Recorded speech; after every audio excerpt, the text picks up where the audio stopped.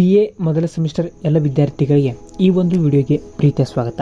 ಇವತ್ತಿನ ಒಂದು ವಿಡಿಯೋದಲ್ಲಿ ನಾವು ಈಗಾಗಲೇ ಡಿಸ್ಕಷನ್ ಮಾಡ್ತಿರ್ತಕ್ಕಂತಹ ಕನ್ನಡ ವಿಷಯದ ಅಧ್ಯಾಯಗಳಲ್ಲಿ ಅಧ್ಯಾಯ 8 ಎರಡು ಕವಿತೆಗಳು. ಈ ಎರಡು ಕವಿತೆಗಳಲ್ಲಿ ಬರುವಂತಹ ಎರಡನೆಯ ಕವಿತೆನೇ ಯಾವುದು ಅಂದರೆ ರಚನೆಯಿಂದ ವಿಸರ್ಜನೆ.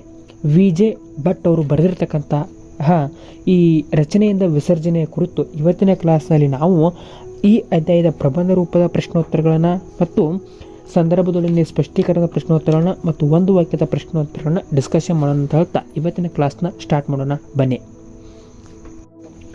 ಮೊದಲಿಗೆ ಪ್ರಬಂಧ ರೂಪದ ಪ್ರಶ್ನೋತ್ತರಗಳನ್ನು ನೋಡೋದಾದರೆ ಪ್ರಶ್ನೆ ನಂಬರ್ 1, ರಚನೆಯಿಂದ ವಿಸರ್ಜನೆಗೆ ಕವನದ ಸ್ವಾರಸ್ಯವನ್ನು ನಿರೂಪಿಸಿ.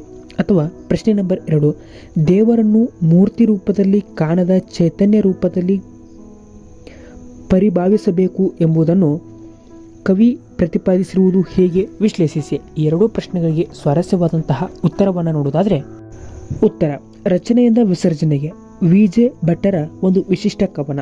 ದೇವರನ್ನು ಮೂರ್ತಿ ರೂಪದಲ್ಲಿ ಕಾಣದೆ ಚೈತನ್ಯ ರೂಪದಲ್ಲಿ ಪರಿಭವಿಸಬೇಕು ಎಂಬ ಸಂಗತಿಯನ್ನು ಕವಿ ತಮ್ಮದೇ ಆದ ಪರಿಭಾಷೆಯಲ್ಲಿ ಪ್ರತಿಪಾದಿಸುವುದೇ ಈ ಕವನದ ತಿರುಳು. ಶಿಲ್ಪಿಯೊಬ್ಬನ ಮಣ್ಣಿನ ಗೊಂಬೆ ರಚನೆಯ ಮೂಲಕ ಕವಿ ಇದನ್ನು ತುಂಬ ಧ್ವನಿಪೂರ್ಣವಾಗಿ ಹೇಳುತ್ತಾನೆ. ಈ ಕವನದಲ್ಲಿ ಚಿತ್ರಿತನಾದ ಈತ ಅಥವಾ ಶಿಲ್ಪಿ ಗೊಮ್ಮಟನಂತಹ ಆಕೃತಿ ಕಟ್ಟೆಯಲು ಸಮರ್ಥನಾಗುವುದಿಲ್ಲ. ಎಂಥ ಬಂಡೆಯು ಹಾಲುಗಲ್ಲುಗಳು ಆತನ ರಚನೆಗೆ ವ್ಯರ್ಥವಾಗುತ್ತವೆ. ಹೀಗಾಗಿ ಈ ಶಿಲ್ಪಿ ಕೇವಲ ಚಿನ್ನರಿಗಾಗಿಯೇ ಮಣ್ಣಿನ ಗೊಂಬೆಯನ್ನು ರಚಿಸುವಷ್ಟರಲ್ಲಿಯೇ ಕೃತಾರ್ಥನಾಗಬೇಕಾಗುತ್ತದೆ. ಈತ ಚಿನ್ನರು ಹಿಗ್ಗಿಗಾಗಿಯೇ ಹನುಮ, ಗಣಪ, ರಾಮ, ಸೀತಾ ಮೂರ್ತಿಗಳನ್ನು ರಚಿಸಬೇಕಾಗುತ್ತದೆ. ಆತ ಮಣ್ಣಿನಲ್ಲಿ ರಚಿಸಿದ ಗೊಂಬೆ ಚಿನ್ನರ 3 ದಿನಗಳ ಗೆಲುವಿನಾಟದಲ್ಲಿ ಎಲ್ಲ ಪುಡಿ ಪುಡಿಯಾಗುತ್ತವೆ. ನೀರಿನಲ್ಲದ್ದುವ, ಗುದ್ದುವ, ತಿದ್ದುವ ಮೇನಕ್ಕೆ ಊರ್ವಶಿ ರಂಬೆಯರದು ಸಹಿತ ಅದೇ ಹಣೆಬರಹವೇ. ಇಷ್ಟಾದರೂ ಮಕ್ಕಳ ಖುಷಿಗೂ ಶಿಲ್ಪಿಯ ಸಂತಸಕ್ಕೂ ತೆರವು ಇಲ್ಲವೇ ಇಲ್ಲ. ಆಡಿ ಕೆಡಿಸಲು, ತೀಡಿ ರಚಿಸಲು ಮಕ್ಕಳಿಗೂ ಆತನಿಗೂ ಹುರುಪೇ ಹುರುಪು. ಆದರೇನು, ಕೊನೆಗೂ ಆ ಶಿಲ್ಪಿ ಗುಮ್ಮಟನಂತಹ ಆಕೃತಿ ಕಟ್ಟಿಯಲು ಸಮರ್ಥನಾಗುವುದೇ ಇಲ್ಲ. ಚಿನ್ನರು ಆಡಲಿಕ್ಕೆ ಮಣ್ಣಿನ ಗೊಂಬೆಯನ್ನು ರಚಿಸಿಯೇ ಈತ ಕೃತಾರ್ಥನಾಗಬೇಕಾಗುತ್ತದೆ. ಪುನಃ ಪುನಃ ಈ ಸಂಭ್ರಮದಾಟ ಆತನ ಪಾಲಿಗೆ ಪರಮಾರ್ಥವಾಗುತ್ತದೆ. ಹೀಗೆ ಶಿಲ್ಪಿಯೊಬ್ಬನ ಗೊಂಬೆ ರಚನೆ ಕಥೆಯ ಮೂಲಕ ಪರಮಾತ್ಮನನ್ನು ಮೂರ್ತಿ ಸ್ವರೂಪದಲ್ಲಿ ಕಾಣಲಿಕ್ಕೆ ಸಾಧ್ಯವಿಲ್ಲ. ಆತನನ್ನು ನಮ್ಮ ಅಂತರಂಗದಲ್ಲಿ ಪರಿಭಾವಿಸಬೇಕು ಎಂಬುದನ್ನು ಈ ಕವನ ಅತ್ಯಂತ ಧ್ವನಿಪೂರ್ಣವಾಗಿ ಹೇಳುತ್ತದೆ ಎಂಬುದು ಇಷ್ಟು ಈ ಕವನದ ಪ್ರಬಂಧ ರೂಪದ ಪ್ರಶ್ನೋತ್ತರಗಳಿಗೆ ಸ್ವಾರಸ್ಯವಾದಂತಹ ಉತ್ತರವಾಗಿತ್ತು ಅಂತ ಹೇಳ್ಬೋದು.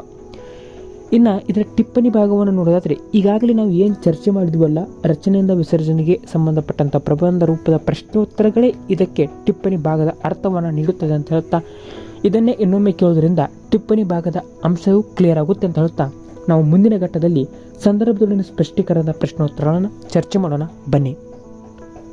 ಪ್ರಶ್ನೆ ನಂಬರ್ 1, 3 ದಿನಗಳ ಗೆಲುವಿನ ಆಟದಲ್ಲಿ ಪುಡಿ ಪುಡಿ ಎಲ್ಲ ಗೊಂಬೆ.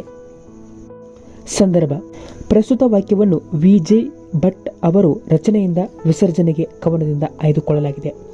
ದೇವರನ್ನು ಮೂರ್ತಿ ರೂಪದಲ್ಲಿ ಕಾಣದೆ ಚೈತನ್ಯ ರೂಪದಲ್ಲಿ ಕಾಣಬೇಕೆಂದು ವಿವರಿಸುವ ಸಂದರ್ಭದಲ್ಲಿ ಕವಿ ಈ ಮಾತನ್ನು ಹೇಳುತ್ತಾನೆ. ಸ್ಪಷ್ಟೀಕರಣ: ಗುಮ್ಮಟನಂತಹ ಆಕೃತಿ ಕಟ್ಟಿಯಲು ಶಿಲ್ಪಿಯೊಬ್ಬ ಸಮರ್ಥನಾಗುವುದಿಲ್ಲ. ಎಂಥ ಬಂಡೆಯು ಹಾಲುಗಲ್ಲುಗಳು ಆತನ ರಚನೆಗೆ ವ್ಯರ್ಥವಾಗುತ್ತವೆ. ಹೀಗಾಗಿ ಈ ಶಿಲ್ಪಿ ಕೇವಲ ಚಿನ್ನರಿಗಾಗಿಯೇ ಮಣ್ಣಿನ ಗೊಂಬೆಯನ್ನು ರಚಿಸುವಷ್ಟರಲ್ಲಿಯೇ ಕೃತಾರ್ಥನಾಗಬೇಕಾಗುತ್ತದೆ. ಈತ ಚಿನ್ನರ ಹಿಗ್ಗಿಗಾಗಿಯೇ ಹನುಮ, ಗಣಪ, ರಾಮ, ಸೀತಾ ಮೂರ್ತಿಗಳನ್ನು ರಚಿಸಬೇಕಾಗುತ್ತದೆ. ಆತ ಮಣ್ಣಿನಲ್ಲಿ ರಚಿಸಿದ ಗೊಂಬೆ ಚಿನ್ನರ 3 ದಿನಗಳ ಗೆಲುವಿನ ಆಟದಲ್ಲಿ ಎಲ್ಲ ಪುಡಿ ಪುಡಿಯಾಗುತ್ತವೆ. ನೀರಿನಲ್ಲದ್ದುವ, ಗುದ್ದುವ, ತಿದ್ದುವ ಮೇನಕ್ಕೆ ಊರ್ವಶಿ ರಂಬೆಯರದು ಸಹಿತ ಅದೇ ಹಣೆಬರಹವೇ. ಇಷ್ಟಾದರೂ ಮಕ್ಕಳ ಖುಷಿಗೂ ಶಿಲ್ಪಿಯ ಸಂತಸಕ್ಕೂ ತೆರಪು ಇಲ್ಲವೇ ಇಲ್ಲ. ಆಡಿ ಕೆಡಿಸಲು, ತೀಡಿ ರಚಿಸಲು ಮಕ್ಕಳಿಗೂ ಆತನಿಗೂ ಹುರುಪೇ ಹುರುಪು. ಕವಿ ಇದನ್ನು ವಿವರಿಸುತ್ತಾ ಈ ಮೇಲಿನಂತೆ ಹೇಳುತ್ತಾನೆ ಎಂಬುದು ಸಂದರ್ಭದೊಡನೆ ಸ್ಪಷ್ಟೀಕರಣಕ್ಕೆ ಸ್ವಾರಸ್ಯವಾದಂತಹ ಉತ್ತರವಾಗಿದೆ. ಪ್ರಶ್ನೆ ನಂಬರ್ 2, ಪುನಃ ಪುನಃ ಈ ಸಂಭ್ರಮದಾಟವು ಈತನ ಪಾಲಿಗೆ ಪರಮಾರ್ಥ. ಸಂದರ್ಭ ಪ್ರಸ್ತುತ ವಾಕ್ಯವನ್ನು VJ ಭಟ್ ಅವರ ರಚನೆಯಿಂದ ವಿಸರ್ಜನೆಗೆ ಕವನದಿಂದ ಆಯ್ದುಕೊಳ್ಳಲಾಗಿದೆ. ದೇವರನ್ನು ಮೂರ್ತಿ ರೂಪದಲ್ಲಿ ಕಾಣದ ಚೈತನ್ಯ ರೂಪದಲ್ಲಿ ಕಾಣಬೇಕೆಂದು ವಿವರಿಸುವ ಸಂದರ್ಭದಲ್ಲಿ ಕವಿ ಈ ಮಾತನ್ನು ಹೇಳುತ್ತಾನೆ. ಸ್ಪಷ್ಟೀಕರಣ. ಆದರೇನು, ಕೊನೆಗೂ ಆ ಶಿಲ್ಪಿ ಗೊಮ್ಮಟನಂತಹ ಆಕೃತಿ ಕಟ್ಟಿಯಲು ಸಮರ್ಥನಾಗುವುದೇ ಇಲ್ಲ.